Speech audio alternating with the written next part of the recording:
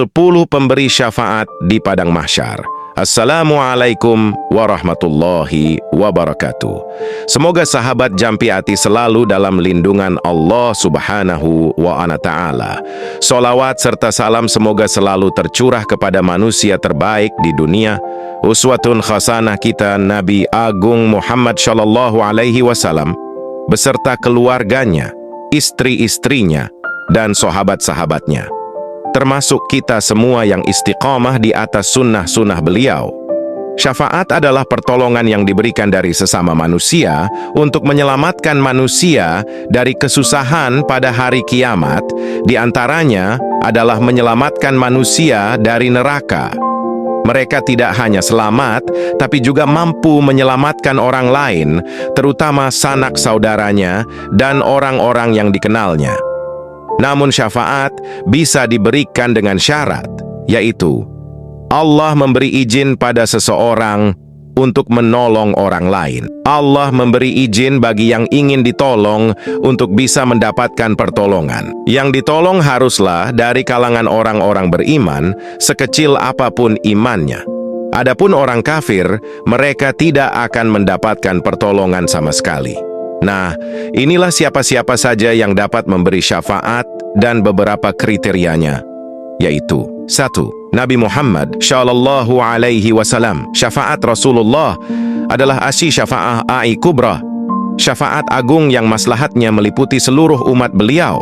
Syafaat khusus diberikan kepada Nabi Muhammad Shallallahu Alaihi Wasallam tatkala manusia dirundung kesedihan dan bencana yang tidak kuat mereka tahan. Mereka meminta kepada orang-orang tertentu yang diberi wewenang oleh Allah Ta'ala untuk memberi syafaat. Mereka pergi kepada Nabi Adam, Nuh, Ibrahim, Musa, dan Isa alaihi salam. Tetapi mereka semua tidak bisa memberikan syafaat hingga mereka datang kepada Nabi Muhammad Shallallahu Alaihi Wasallam. Lalu beliau berdiri dan memintakan syafaat kepada Allah agar menyelamatkan hamba-hambanya dari azab yang besar ini. Allah pun memenuhi permohonan itu dan menerima syafaatnya. Ini termasuk maqam Mahmud, tempat yang terpuji, yang dijanjikan Allah di dalam firman-Nya. Dan pada sebagian malam hari, lakukanlah sholat tahajud sebagai suatu ibadah tambahan bagimu. Mudah-mudahan Tuhanmu mengangkat kamu ke tempat yang terpuji. Quran Surat Al-Isra ayat 79. Seperti dalam hadits syahih riwayat Imam Bukhari yang berbunyi, di antara syafaat beliau adalah meninggikan derajat orang yang sudah masuk surga, memberikan syafaat bagi yang akan masuk surga agar segera masuk surga, syafaat bagi yang divonis masuk neraka agar tidak masuk neraka, dan syafaat bagi yang masuk neraka agar segera dientaskan darinya.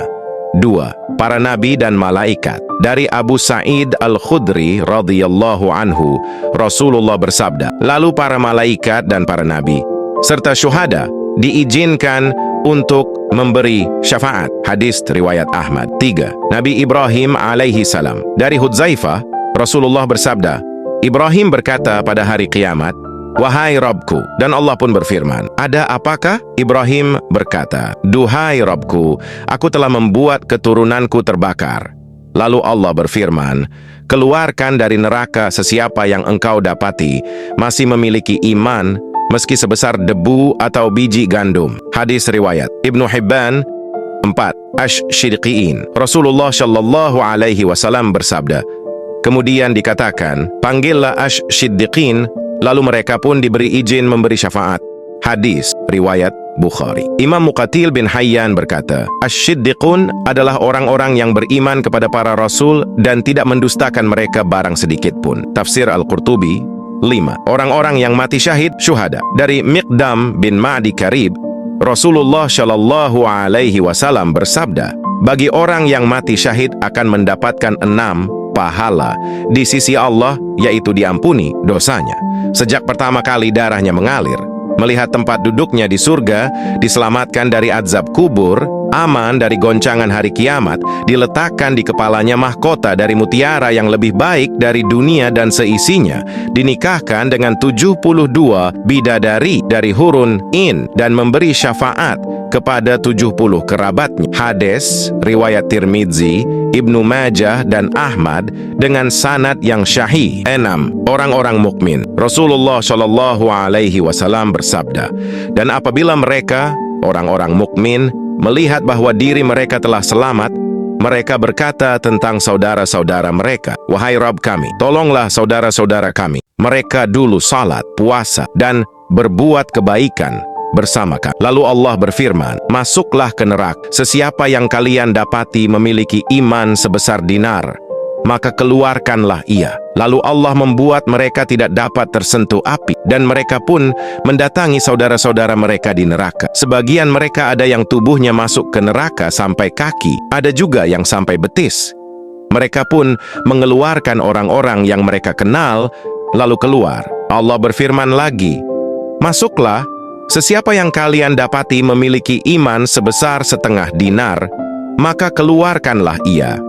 Mereka pun mengeluarkan orang-orang yang mereka kenal, lalu kembali. Allah kembali berfirman, "Masuklah, sesiapa yang kalian dapati memiliki iman sebesar debu, maka keluarkanlah ia." Dan mereka pun mengeluarkan orang-orang yang mereka kenal. Hadis riwayat Bukhari dan Muslim. 7. Anak kecil yang meninggal sebelum baligh. Anak-anak kecil mereka, kaum muslimin, berada di jannah. Salah seorang dari mereka berjumpa dengan bapaknya atau kedua orang tuanya, lalu dia meraih ujung bajunya, atau beliau mengatakan, "Dengan tangannya sebagaimana aku memegang ujung bajumu ini, dia tidak akan berpisah dengan bapaknya sehingga Allah memasukkan dia dan bapaknya ke dalam surga." Hadis riwayat Bukhari dan Muslim. 8. Syafaat puasa. Diriwayatkan dari Abdullah bin Amr radhiyallahu anhu, sesungguhnya Nabi Muhammad Shallallahu Alaihi Wasallam bersabda, "Puasa dan Al-Quran akan menolong seorang hamba pada hari kiamat." Puasa itu berkata, "Ya Rabbi, aku telah mencegahnya makan dan melampiaskan syahwat pada siang hari, maka izinkan saya menolongnya."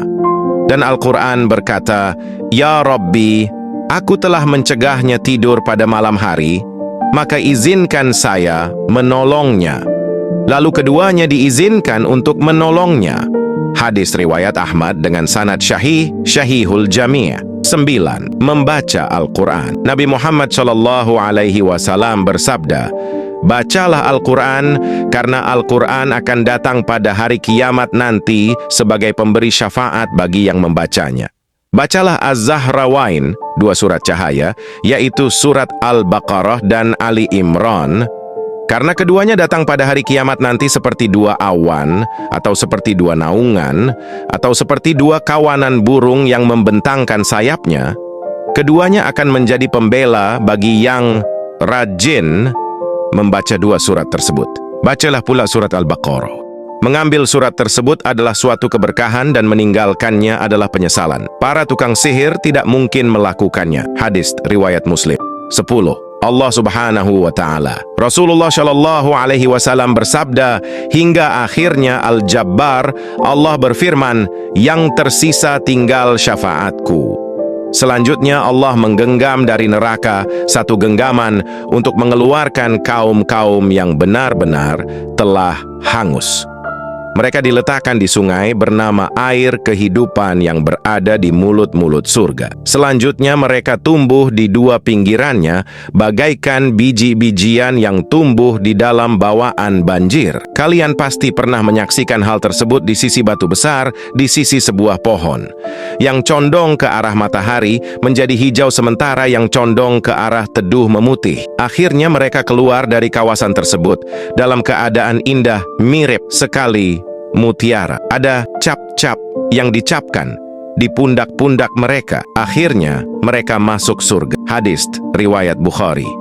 Semoga kita semua umat Islam kelak bisa mendapatkan syafaat. Amin ya Rabbal Alamin.